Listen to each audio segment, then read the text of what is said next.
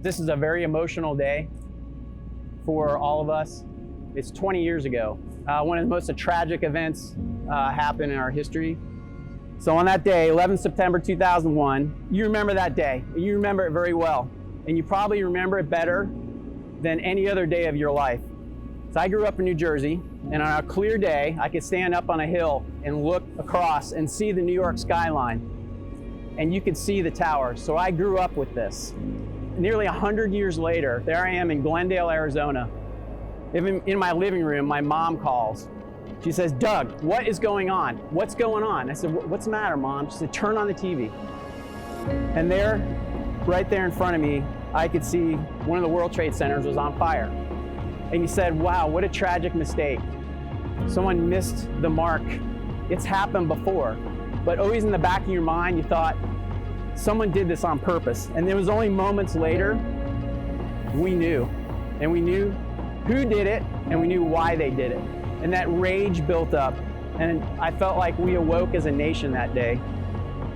But it resulted in the deaths of 2,977 innocent people. We can take this many ways, but the lesson that I take is this nation can never sleep. We can never take it for granted. We can never rest, because the Constitution of the United States is always under attack. This is the thing that we fight for, is that Constitution. The world didn't change that day. We just awoke. The wolf is always at the door, and our job is never done. And here we are 20 years later. Our job is not done. Not terrorism, peer threats, etc. So it's a journey. It's a crusade which is continually evolving. And just when you think the enemy is receding, he shows up where you least expect him, in comm, in space, cyber, air, sea, land, places that we haven't fought before, so we have to adjust.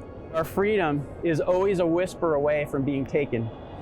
So as remember this day, 11 September 2001, the greatest honor we can bestow on the lost is to continue this journey. And our adversaries, they're not going to wait for us. We got to be ready to move, and we are this time, because we're going to transition to the F-35 and think about that strategic competition here in a very few short years. And we're going to develop the most innovative and best airmen in the world, and that's you. Our nation can't afford to sleep again. We got to stay awake, and we got to be ready to deliver anytime, anywhere as Red Tails.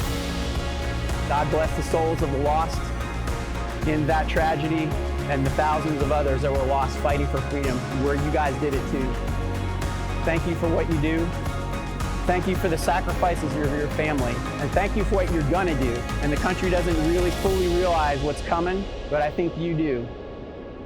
And I thank you for what we're gonna do and letting me be here. I'm honored every day.